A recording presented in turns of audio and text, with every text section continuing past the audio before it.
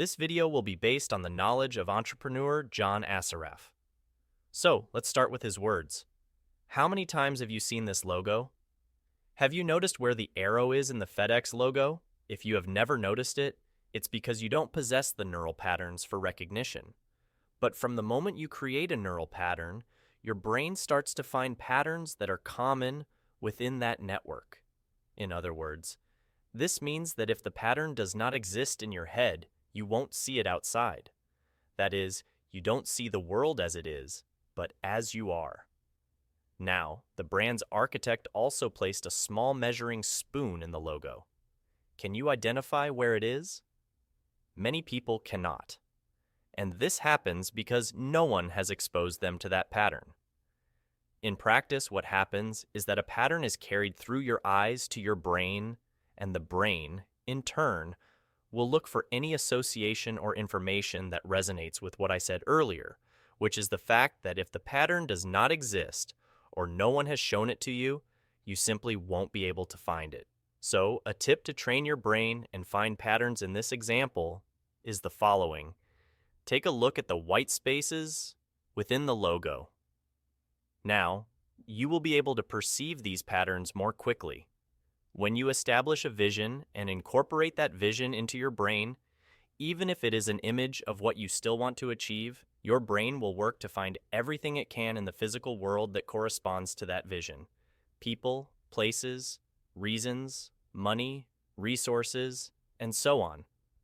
That is why you have to set goals for things you have not yet achieved or for things you still do not know how to achieve, because when you imprint your vision in the implicit part of your brain, by activating the tail lobe in the visual cortex, it starts to look for things in the physical world that match the internal map that has been created throughout your life. And do you know why you can set a goal without knowing how to achieve it? Because you don't need to know it at first. People who have achieved great successes also had no knowledge of what they should do at the beginning. And the point is that all brains are born equal, but each is conditioned and trained differently. So, even if you don't yet know how to achieve your goal, when you set it and commit to it, there is a release of dopamine in the brain through the activation of the nucleus accumbens and the insula, which are part of the motivational circuit, which in turn causes that feeling that you can face anything.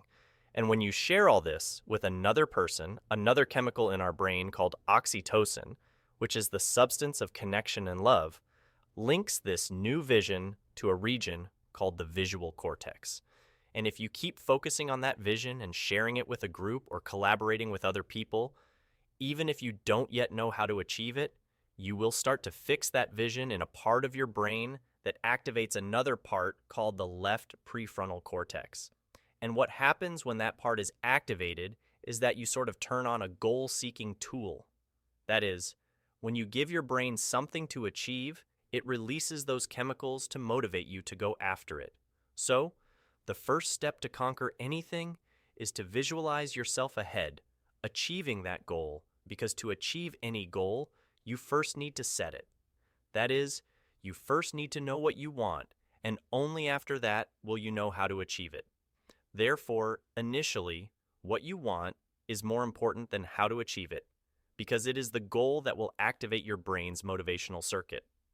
The brain is a holistic system that works together, so if you don't do things in the right order, it will be like having all the numbers that make up the combination of a safe, but not knowing the correct sequence. Therefore, what I am going to do now is more or less provide you with that sequence.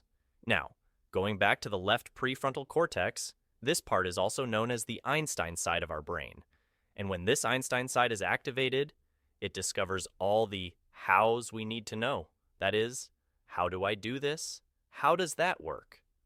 And so, while it is active, all possibilities exist. But just as we have the Einstein side, we also have the Frankenstein side, which is the right prefrontal cortex, which when activated tells us things like, you can't, you're not smart enough, you won't make it, you've tried this before. But where do all these negative thoughts about yourself come from?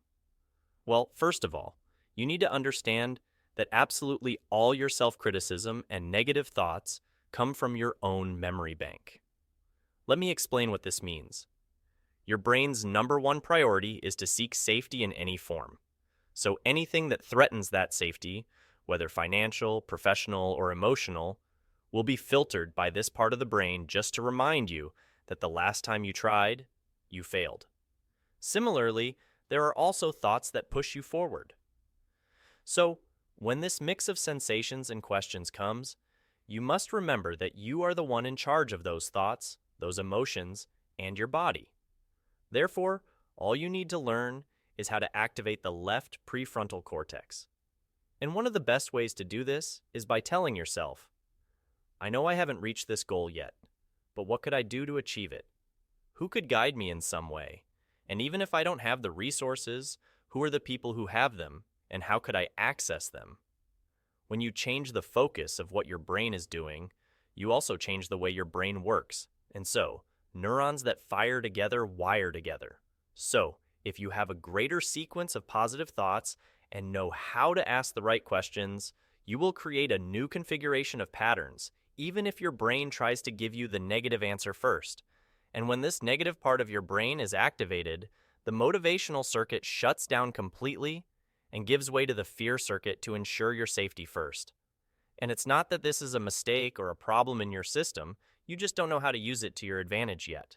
Finally, what I want you to understand is that we don't need to discover any of the hows, that is, the tutorials or the steps to follow for anything, because today, there is already enough information in the world to guide us in the execution of anything. For example, if you want to be healthier, there is no shortage of research to help anyone be 10 or 20% healthier in the next 90 days. Or, if you want to increase your income by 30%, there is no shortage of information telling you what to do. We even have information on how to run a marathon or how to send a probe to Mars. So, all these hows are available for all areas of your life, such as health, wealth, relationships, career, business, finance, entertainment, and so on. They are all already here. So that's not the problem. Therefore, stop worrying about how to do it and start worrying about aligning yourself emotionally with something you are willing to give your life to achieve.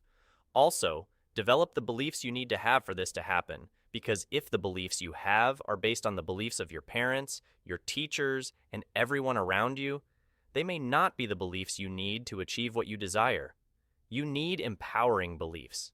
You need to be able to look in the mirror and say, I am worthy and capable of achieving any goal I set in my mind and in my heart, and firmly believe in this statement. But this will only happen after repeating it several times until your brain transforms this statement into a central and predominant belief in your life. Remember, you can't want to transform into a new version if you are not willing to change the patterns of your mind.